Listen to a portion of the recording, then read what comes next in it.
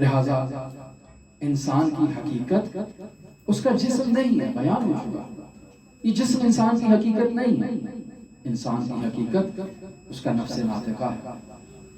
یہ نفس ناطقہ مادی ہے؟ نہیں، مادی نہیں ہے، یہ نفس ناطقہ مجرد عن المادہ ہے۔ بتائیں بھی نفس ناطقہ کیا ہوتا ہے؟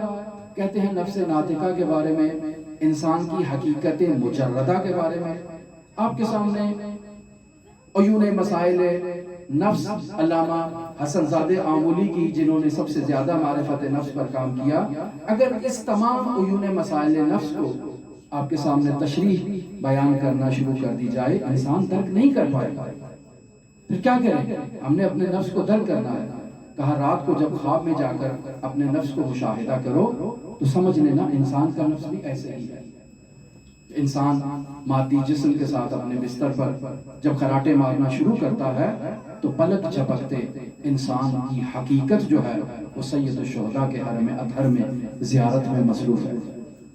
بھئی یہ بدن تو یہاں موجود تھا، یہ کہاں پہ آ گیا؟ یہ حضرت سید الشہداء کے حرم میں کیسے پہنچ گیا؟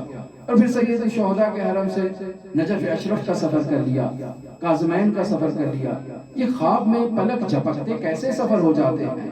کہا یہ انسان کی حقیقت ہے، اس کی طرف متوجہ ہو۔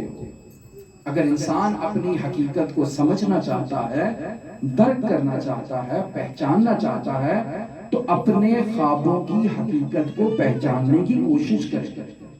حتیٰ اپنے خوابوں کی کیفیت سے انسان اپنی حقیقت کا اندازہ لگا سکتا ہے۔ جس کو خوابوں میں حور و غلمان نظر آئیں، اس کا مطلب ہے کہ وہ انسان اس دنیا میں اس نفس کی تربیت نہیں کر سکا، اس نفس کو آلودگی میں مبتلا کر رکھا ہے۔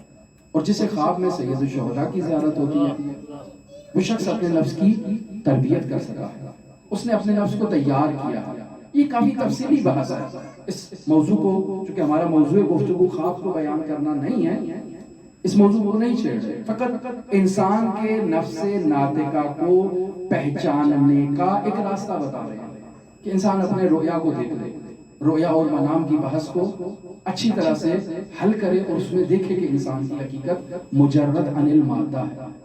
بس یہ جو انسان سارا دن صبح اٹھتا ہے، ہمارے پاکستان میں جو افراد مزدور طبقہ ہے وہ صبح اذان کے وقت اٹھتے ہیں، محنت کرنے کے لیے نکل جاتے ہیں اور پھر رات کو دیر تک آتے ہیں کہ اپنے گھر میں اپنے بچوں کے لیے وہ کچھ سامان فراہم کر سکیں۔ سارا دن جدوجہد ہے، سارا دن محنت ہے۔ یہ محنت کس کے لیے ہے؟ اس جسم کے لیے۔ اگر وہ اپنی حقیقت کو جان لیں تو اپنے اوقات کو تقسیم کریں، سارا وقت جسم کے لیے نہیں ہے۔ انسان کو اس عالم مادہ میں بھیجا گیا ہے تاکہ انسان ملکوت کی طرف سفر کرے، انسان ملکوتی ہو جائے، انسان روحانی ہو جائے، انسان ملکوتی ہو جائے، انسان فرشی سے عرشی ہو جائے۔ انسان کو تو اس مقصد کے لیے بھیجا گیا ہے، لیکن انسان دوسرے کاموں میں مصروف ہے۔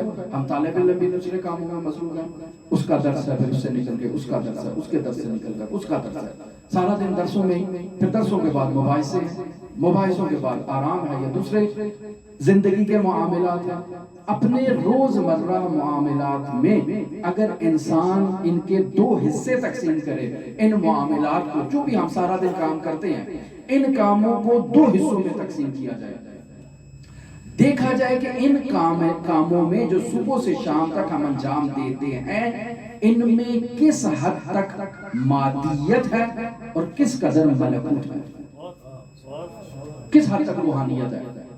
اس کے لیے کسی شخص کی ضرورت نہیں ہے، کسی مرشد کی ضرورت نہیں ہے، کسی استاد اور مربی کی ضرورت نہیں ہے، فقط انسان کا اپنے گریبان میں جھانک کر دیکھنا، خود اپنا مراقبہ کرے، خود اپنا محاسبہ کرے، خود دیکھے کہ میں صبح سے جو وہ پہلا درس خارج شروع ہوا اور اس درس میں گیا شرکت کے لیے، تو میرا کس حد تک درس مادی تھا اور کس حد تک درس ملکوتی تھا۔